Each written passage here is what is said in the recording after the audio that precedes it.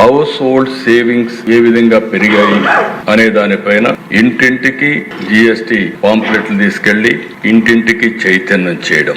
రెండో వారం agriculture and other professionals అంతా కూడా అందరికీ లాభం వచ్చింది. ఏ విధంగా లాభం వస్తుందో అన్ని వర్గాలకు అర్థమయ్యే విధంగా వారికి చెప్పడం. మూడవ దశ మానవ వనరుల అభివృద్ధి, టెక్నాలజీ ప్రజలకు తీసుకుపోవడం, అదే సమయంలో ఉపాధి అవకాశాలు, డిజిటల్ ఇండియా, డిజిటల్ ఆంధ్రప్రదేశ్ దోహదం చేసే విధంగా ఈ బడ్జెట్ ఉంది. ఈ విషయాలు కూడా వాళ్ళందరినీ భాగస్వాములు చేయడం. ఫైనల్ గా దశ అభివృద్ధి, వెల్త్ క్రియేషన్, ఈ రెండు కూడా జరుగుతాయి. దీనివల్ల ప్రతి ఒక్కరికి లాభం వస్తుంది. 2047 వికసిత్ భారత్కు దోహదం చేస్తుంది. అదే సమయంలో స్వర్ణాంధ్రప్రదేశ్ దిశగా మనం ముందుకు పోయే అవకాశం వస్తుంది.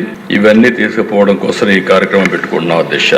అందులో అధ్యక్ష నెక్స్ట్ చూస్తే మీరు detailed program week 1 25-29 household essentials food కు సంబంధించి, FMCG వస్తువులకు సంబంధించి, మెడిసిన్స్, అదే మరి చదువు విషయం గానీ, స్టేషనరీ గానీ, అదే మరి బట్టలు, స్పోర్ట్స్ గూడ్స్ గానీ, ఉమెన్ అండ్ చిల్డ్రన్ కి సంబంధించి, ట్రాన్స్పోర్ట్, హాస్పిటాలిటీ, ఇవన్నీ కూడా అన్ని గ్రామాల్లో దగ్గర 15,000 గ్రామ సచివాలయాలు ఉన్నాయి. 15,000 గ్రామ సచివాలయాల్లో మీటింగ్లు పెడతాం, అందరినీ ఇన్వాల్వ్ చేస్తాం. అదే సమయంలో డోర్ టు డోర్ క్యాంపెయిన్ చేసి ప్రతి ఒక్క ఇంటికి కూడా సమాచారాన్ని అందజేయడానికి పాంప్లెట్ ద్వారా చైతన్యం తీసుకొస్తాం. ఈ లాభాన్ని ప్రతి ఒక్కరూ ఉపయోగించుకునే విధంగా ఈ కార్యక్రమం ఉంటుంది దిశ.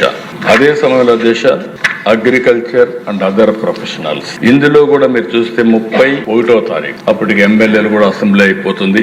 మీరు ఇక్కడున్నా మీరు కూడా సూపర్వైజ్ చేసుకోవాలి. అందుకని agriculture, horticulture, NREGA workers, fisheries, aquaculture, వీళ్ళందరూ కూడా వాళ్ళకు వచ్చిన లాభాలు 31 డెమాన్స్ట్రేట్ చేస్తారు. 10,000 రైతు సేవా కేంద్రాల్లో ఈ కార్యక్రమాలు సెలబ్రేట్ చేస్తాం. అదే విధంగా దిశ 3 అక్టోబర్, 4 అక్టోబర్ ట్రేడింగ్ MSMEలు, దగ్గర 10 లక్షల MSAలు మనకు ఉన్నాయి, MSMEలు ఉన్నాయి. అదే సమయంలో weaving, handicraft, artisans, textile, paper, packaging, ఎన్ని సంస్థలు ఉన్నాయి. ఒక ట్రేడింగ్ MSMEలు 850 క్లస్టర్స్ కింద కాన్స్టిట్యున్సీల్లో, మండలాల్లో కండక్ట్ చేయడం. అదే సమయంలో అక్టోబర్ 6వ తారీఖున సెలూన్స్, స్పాస్ గానీ, యోగా సెంటర్స్ గానీ, జిమ్స్ గానీ, ఇవన్నిటిలో కూడా ఇది కండక్ట్ చేసే పరిస్థితి తీసుకొస్తాం. అంటే ప్రతి ఒక్కరిని రీచ్ కావడానికి ఎన్ని టచ్ పాయింట్స్ ఉంటే అన్ని టచ్ పాయింట్లలో మనం వర్కౌట్ చేస్తాం అధ్యక్ష. మూడోది దిశ వీక్ 3 తీసుకుంటే ఎంప్లాయ్మెంట్, టెక్నాలజీ, డిజిటల్ ఎంప్లాయ్మెంట్. ఇక్కడ మీరు చూసినప్పుడు అక్టోబర్ 7, 8 ఎడ్యుకేషన్, ఇక్కడ కూడా అన్ని హై స్కూల్స్ లో, అన్ని జూనియర్ కాలేజీల్లో, అన్ని యూనివర్సిటీల్లో విద్యార్థులకు ఏ విధంగా లాభం వస్తుందో వాళ్ళు కూడా పార్టిసిపేట్ చేస్తారు. వాళ్ళు కూడా దీన్ని ముందుకు తీసుకుపోవడం కోసం స్వర్ణాంధ్ర దిశగా ఏ విధంగా ముందుకు పోతాం ఆ కార్యక్రమం టేకప్ చేస్తారు. ఇవన్నీ ఎస్ఏ రైటింగ్ గానీ, కాంపిటీషన్స్ గానీ, ఏ విధంగా అవేర్నెస్ కు ఉపయోగపడతాయో అవన్నీ వాళ్ళు చేస్తారు. ఇంకొక పక్కన Disha life and health insurance, ఇవన్నీ కూడా అక్టోబర్ 9 దగ్గర 15,000 village health centers, wellness centers మనకు ఉన్నాయి, హాస్పిటల్స్, ఇవన్నీ కూడా. అందులో ఈ కార్యక్రమాన్ని ప్రైవేట్ హాస్పిటల్ కూడా కండక్ట్ చేస్తారు. ఎలక్ట్రానిక్స్ దిశ 11, 10-11 అక్టోబర్ 850 డిస్ట్రిక్ట్ లెవెల్లో, కాన్స్టిట్యున్సీ లెవెల్లో, మండల్ లెవెల్లో ఈ కార్యక్రమాన్ని కండక్ట్ చేస్తారు. అదే మరి Disha employment, entrepreneurship, e commerce, gig economy October 13వ తారీఖున 850 district, constituency, mandal headquarters లో చేస్తారు. వీక్ 4 వచ్చే కొందిగా Disha development and wealth creation, building workers గానీ, అదే మరి కన్స్ట్రక్షన్, వీళ్ళంతా కూడా సంబంధించిన వీళ్ళందరూ అక్టోబర్ 14న పెద్ద ఎత్తున 850 సెంటర్స్ లో వాళ్ళ కార్యక్రమాన్ని నిర్వహిస్తారు. టూరిజం ప్లేసెస్ లో అక్టోబర్ 15న 200 డిస్ట్రిక్ట్, కాన్స్టిట్యున్సీ టూరిజం సెంటర్స్ లో వాళ్ళు కార్యక్రమం చేస్తారు. ట్రాన్స్పోర్ట్ లాజిస్టిక్స్ అక్టోబర్ 16న 200 కాన్స్టిట్యున్సీ డిస్ట్రిక్ట్ హెడ్ క్వార్టర్స్ లో చేస్తారు. Toys, sports and goods October 17న 200 district, constituency, mandal headquarters లో చేస్తారు. Renewable energy, manufacturing, automobile October 18న 200 ప్లేసుల్లో వాళ్ళు చేస్తారు. దిశ మొత్తం కలిసి 65,000 సెంటర్స్ లో ఈ మీటింగ్ జరుగుతాయి. ఆ మీటింగ్లు చిన్న మీటింగ్లు, పెద్ద మీటింగ్లు అని చేస్తారు. భవిష్యత్తులో కూడా మనం గుర్తుపెట్టుకోవాలి, ఒక మెసేజ్ పబ్లిక్ నేను ఇచ్చేది ఏంటంటే, మీరు భారతీయ ఉత్పత్తులు కొంటే మన దేశాభివృద్ధిలో నేరుగా భాగస్వాములు అవుతారు. మీ ఎంపికకు అపారమైన శక్తి ఉంది. మేడ్ ఇన్ ఇండియా ఉత్పత్తిని ఎంచుకోవడం కేవలం ఒక లావాదేవీ మాత్రమే కాదు, అది మన ఉత్పత్తిదారుల ప్రతిభకు వందనం, స్థానిక వ్యాపారవేత్తలకు బలం చేకూర్చడం, మన సమాజ జీవనోపాధికి ఒక హామీ. ఇది ప్రతి ఒక్కరు కూడా ఒక దేశభక్తితో దీన్ని ముందుకు తీసుకుపోగలిగితే ఇది దేశాన్ని బలోపేతం చేస్తుందని చెప్పి కూడా నేను మీకు తెలియజేస్తున్నాను. ప్రతి ఒక్కరికి బెనిఫిట్ వస్తుంది, ప్రతి ఇంటికి బెనిఫిట్ వస్తుంది. దీనివల్ల దేశం మొత్తం 2,50,000 కోట్ల రూపాయలు, 2,25,000 కోట్ల రూపాయలు బెనిఫిట్ వస్తే మన రాష్ట్రానికి 8,000 కోట్లు వస్తుంది అధ్యక్ష.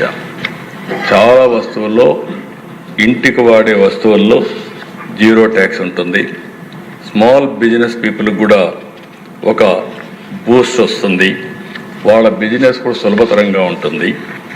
ఇంకొక పక్క ఎంఎస్ఎంఈలు, ఇండస్ట్రీకి కూడా ఒక ఊతం వస్తుంది, డొమెస్టిక్ కన్జంప్షన్ పెరుగుతుంది. దీనివల్ల స్టేట్కి కూడా డబుల్ ఇంజిన్ సర్కార్, డబుల్ ఇంజిన్ గ్రోత్, ఈ రెండు కూడా సాధ్యమయ్యేదానికి ఈ యొక్క జిఎస్టీ రిఫార్మ్స్ దోహదం చేస్తాయని చెప్పి కూడా నేను మీకు తెలియజేస్తున్నాను అధ్యక్ష. అందుకే మీరు ఇంకో పక్కన చూసి జీరో ట్యాక్స్ కొన్ని 19% ఒక పక్క, ఇంకో పక్క 90% బెనిఫిట్ వస్తుంది అధ్యక్ష. పెద్ద జియంగార్ మఠం అనేది ఉంది. సో తరతరాలుగా వస్తుంది. పెద్ద జియంగార్ మఠం, చిన్న జియంగార్ మఠం రెండు ఉన్నాయి. ఈ పెద్ద జియంగార్ మఠం నుంచి ఒక గుమాస్తా కూడా పరకామణి కానుకల లెక్కింపులో పాల్గొనడం అనవాయితీ. అట్లాగే రవికుమార్ అనే ఒక వ్యక్తి చాలా సంవత్సరాల నుంచి పరకామణిలో లెక్కింపులో పాల్గొంటున్నాడు. ఆ వ్యక్తిని 2023 అంటే వైకాపా ప్రభుత్వం దిగిపోవడానికి దాదాపు సంవత్సరం ముందు 23 ఏప్రిల్ 29వ తేదీన 2023 సంవత్సరంలో పట్టుకున్నారు. అతన్ని బయటకు వెళ్తున్నప్పుడు చెక్ చేస్తుంటే కొన్ని $100 అతని కాళ్ళ సందు మధ్యలో పెట్టుకున్నాడు అని చెప్పి అతని పంచె తీసి మరీ చెక్ చేసి అతన్ని అరెస్ట్ చేశారు. ఎప్పుడు చేశారు? ఏప్రిల్ 29, 2023. సో ఏప్రిల్ 30వ తేదీ అప్పటి అసిస్టెంట్ విజిలెన్స్ సెక్యూరిటీ ఆఫీసర్ అయిన సతీష్ కుమార్ పోలీసులకి అతని మీద దేవస్థానం on behalf of Devasthanam report చేశాడు. 30వ తేదీ అతన్ని అరెస్ట్ చేశారు. అప్పుడే అదుపులోకి తీసుకున్నారు. 30వ తేదీ అరెస్ట్ చేసిన చూపిస్తూ ఎఫ్ఐఆర్ ఫైల్ చేశారు. ఆ తర్వాత నెల రోజుల కంటే మే 30, ఏప్రిల్ 30 ఎఫ్ఐఆర్ ఫైల్ చేస్తే పని చేసిన లెక్క. మే నెల 30వ తేదీన చార్జ్ షీట్ కూడా దాఖలు చేశాడు కోర్టులో. ఎఫ్ఐఆర్ ఫైల్ చేశాడు, 1 మంత్ కల్లా చార్జ్ షీట్ దాఖలు చేశారు. ఈ ఏప్రిల్ 30, మే 30 మధ్యలో జరగాల్సిందంతా జరిగిపోయింది. ఏం జరిగిందంటే అరెస్ట్ చేసిన 20 రోజులకి ఆ రవికుమార్ అనే నిందితుడిని ఎఫ్ఐఆర్ పెట్టి అరెస్ట్ చేశారు.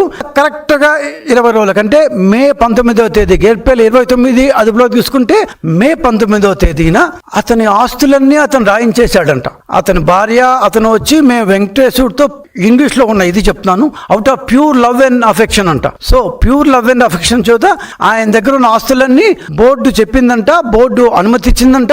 ఆ ఆస్తులన్నీ దేవస్థానానికి రాసి ఇచ్చేశారంట వాళ్ళు. 30వ తేదీన రాయిచ్చిన ఒక ఏప్రిల్ మే 19 ఆయన ఆస్తులన్నీ దేవస్థానానికి రిజిస్టర్ చేసేస్తే రాయించుకోవడానికి వాళ్ళెవరో, తీసుకోవడానికి వీళ్ళెవరో, చట్టం, న్యాయం, పోలీసులు, ఈ వైకాపాలకు అవే ఉండవు కదా.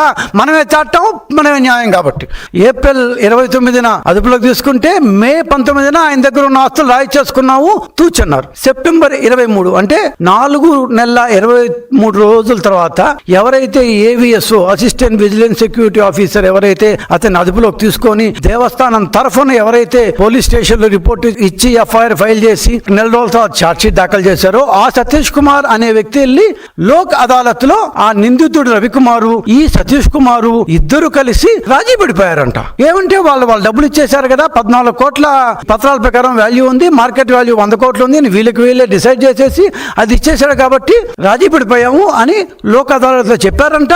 జడ్జి గారు కేసు కొట్టేశారంట. 4.5 నెలల లోపల నిందితుడు దొరకడము, 100 కోట్ల రూపాయలు వాడు రవికుమార్ అనే నిందితుడు కొన్ని సంవత్సరాల పాటు పరకామంలో వెంకటేశ్వరు డబ్బుని దోచేసిన వాడు దొరికిపోవడము, దొరికిపోయిన తర్వాత వాడు ఆ ఆస్తుల్ని దేవస్థానానికి అప్పగించడం అంట. ఈ అప్పగించిన తర్వాత వీళ్ళు మళ్ళీ ఛార్జ్షీట్ దాఖలు చేయడం అంట. దాఖలు చేసిన తర్వాత రాజీ పడిపోయారంట. ఎవరిని పాటికి వాళ్ళు వదిలేశారంట. అందరూ హ్యాపీగా ఉన్నారు. గప్ చిప్ సాంబార్ బుడ్డి చిన్నప్పుడు చదువుకున్న వాళ్ళని గుర్తుందా? అది సంగతి.